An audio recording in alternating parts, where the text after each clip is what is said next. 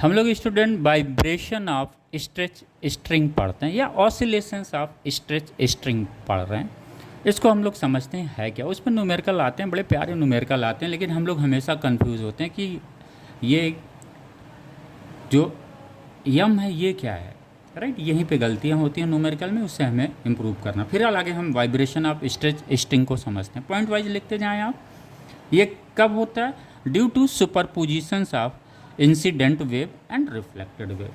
यानी कोई stretch string है, जाहिर सी बात है क्लिम्प्ड किए हो गए होंगे वो, दिस वन। ये कोई रिजिड बॉडी पे है जहाँ फिक्स किए गए हैं, ये this one and this one. तो रिजिड बॉडी पे हमेशा क्या होगा, रिजिड पे यहाँ पे हमेशा क्या बनेगा, नॉड बनेगा, राइट।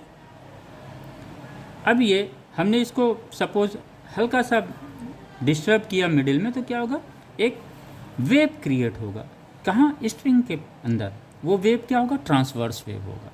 तो हम लोग लिख लें ड्यू टू सुपरपोजिशंस ऑफ, ये स्ट्रेच स्ट्रिंग का वाइब्रेशंस क्यों हम कब स्टडी कर रहे हैं? सुपरपोजिशंस ऑफ इंसिडेंट वेव और रिफ्लेक्टेड वेव जब होते हैं तब जाके वो क्या बनाते हैं? स्टैंडिंग वेव बनाते हैं, राइट। म्यूजिकल साउंड, जैसे musical sound produce due to vibration of stretch string.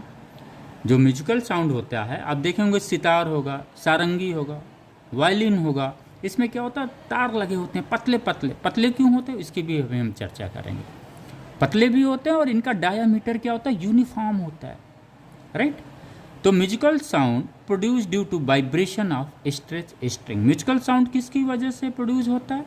Stretch किस में? इन सब चीज़ों में, सितार में, सारंगी में, वायलिन में। इससे पहले हम लोगों ने फ्लूट पढ़ा हुआ था, विसल्स पढ़े हुए थे, वो क्या था, एयर वाइब्रेशंस की वजह से था। लेकिन यहाँ पे क्या है, स्ट्रिंग के वाइब्रेशंस की वजह से। तीसरा पॉइंट, स्ट्रिंग मीन्स समझ लीजिए, स्ट्रिंग का बच्चे कंफ्यूज होते हैं, कभी कभी फाइबर दे देता तो आप लोग कंफ्यूज हो जाते हो, वो मैंने तो वायर पढ़ा था, यहाँ पे तो फाइबर दे दिया। नहीं, आप इसको स्ट्रिंग का मतलब क्या हो, वायर या फाइबर, दोनों में से कोई हो सकता है। लेकिन कंडीशंस क्या है, ये वायर या फाइबर क्या होना चाहिए, परफेक्टली फ्लेक्सिबल होना चाहिए, रिजिड नहीं होना चाहिए, राइट। और इनका डायामीटर क्या हो, यूनिफॉर्म डायामीटर, राइट। आइए fourth point, speed of transverse wave in A flexible stretch string depends upon the tension in the wire. ये इंपॉर्टेंट है, tension in the wire and the mass per unit length of the wire. This one, mass per unit length, ये important है। तो transverse wave की speed क्या होगी, √T/m। m क्या है, mass of unit length of the string, right. अगर cross section area उसका πr² है तो मास